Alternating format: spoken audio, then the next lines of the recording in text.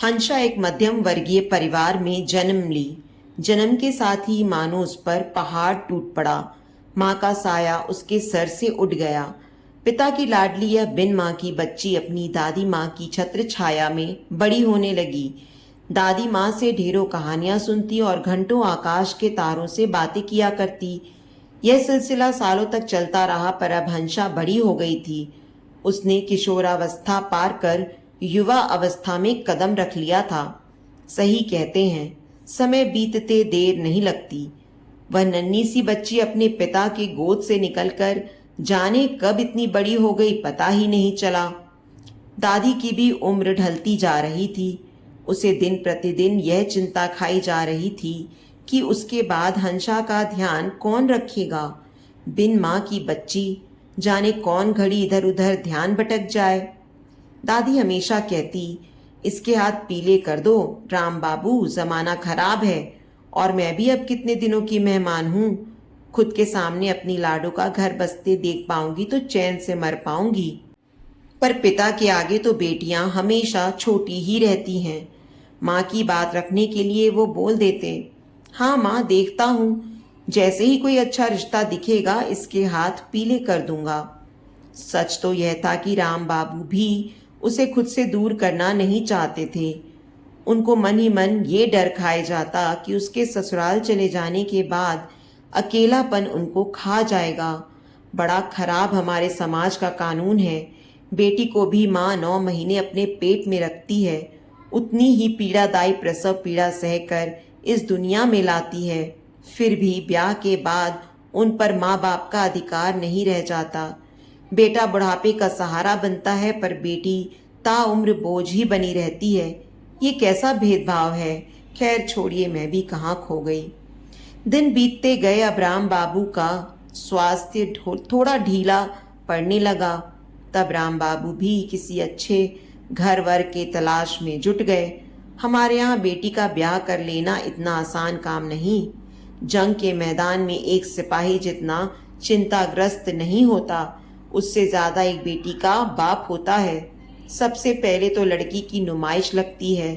नाक, आंख, रंग की परीक्षा होती है।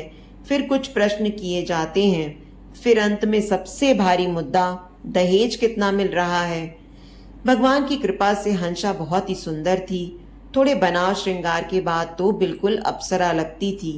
बड़ी बड़ी आंखें, गोरा रंग, छरहरा बदन और मन को मोह लेने वाली उसकी मृदुल आवाज। पर राम बाबू ठहरे साधारण किराने की दुकान चलाने वाले आदमी। दुकान के सहारे उनकी रोजमर्रा की जरूरतें तो पूरी हो जाती, पर बिटिया की शादी के लिए वो ज्यादा जोड़ नहीं पाए थे। बड़ी मशक्कत के बाद उन्हें सब तरह से ठीक ठाक एक रिश्ता मिला। लड़का सरकारी स्कूल में शिक्षक था। माँ बाप का इकलौता बेटा और लड़के के पिता अवकाश प्राप्त शिक्षक थे। गांव में पक्का मकान और 8 कट्ठा जमीन थी, पर दहेज थोड़ा ज्यादा मांग रहे थे।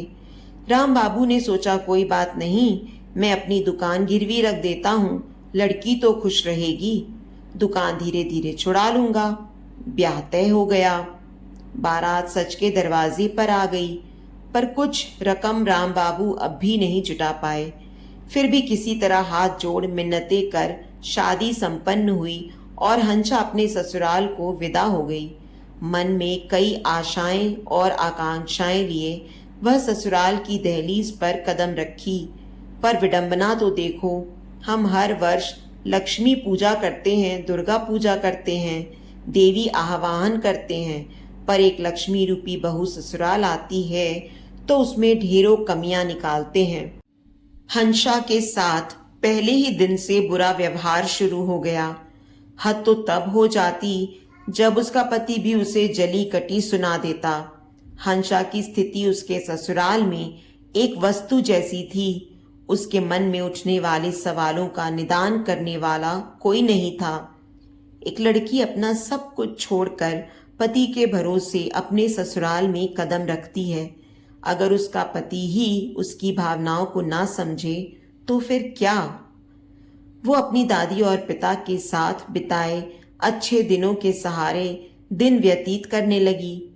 वो सब कुछ चुपचाप सहती। पड़ोस की ढेरों औरतें बैठ जाती और चर्चा शुरू हो जाती। अरे काकी, तुम अगर मेरे कहे हुए जगह शादी करती तो बिटवा को दहेज में ढेरों रुपए मिलते।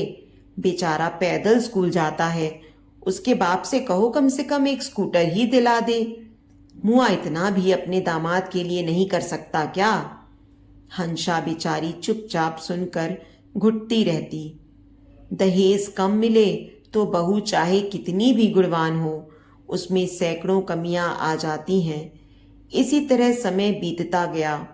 अब ताने मानो हंसा के जीवन का हिस्सा बन गए थे। हंसा भी अब इसको किस्मत मान चुकी थी। वो चाहकर भी अपने घर नहीं जा पाती। बस किसी तरह उसको अपने घर वालों की खबर मिल जाती थी। उधर राम बाबू भी काफी बीमार रहने लगे थे। अकेलापन तो अच्छे अच्छों को तोड़ देता है। वो अपनी बेटी से मिलने जाते, पर हंसा की सास रकम बाकी होने की वजह से मिलने नहीं देती। वो अपना इतना सा मुंह लेकर भारी मन से लौट आते। दिन बीतते गए। एक दिन हंसा को अपने पिता के गुजर जाने की सूचना मिली। वह अपने पिता के अंतिम संस्कार में भाग लेना चाहती थी, पर उसकी सास का आदेश था कि राम बाबू ने दहेज की सारी रकम नहीं चुकाई, इसलिए उसे जाने को नहीं मिलेगा। वह रोती रही, गिड़गिड़ाती रही, पर उस दिन क्रूरता ने अपनी हद पार कर ली थी। उसके पति तक ने उसकी वेदना भरी पुकार नहीं सुनी। हंसा अब टूट चुकी थी। उसने अन्न जल का त्याग कर दिया। पागलों की तरह घर के कोने में बैठी रोती रहती थी। अंततः वह ज्यादा दिनों तक इस पीड़ा को झेल नहीं पाई। उसने भी अपने प्राण त्याग दिए। हंसा की यह मौत आकस्मिक थी या हमारे समाज की रचाई साजिश? अगर अब भी हम इस दहेज रूपी राक्षस की ओर ध्यान न दिए तो न जाने कितनी हंसा बेमौत मारी जाएंगी। तो दोस्तों, उम्मीद करती हूँ आपको आज की हमारी एक कहानी पसंद आई होगी। कहानी पसंद आई है तो वीडियो को लाइक करें, शेयर करें।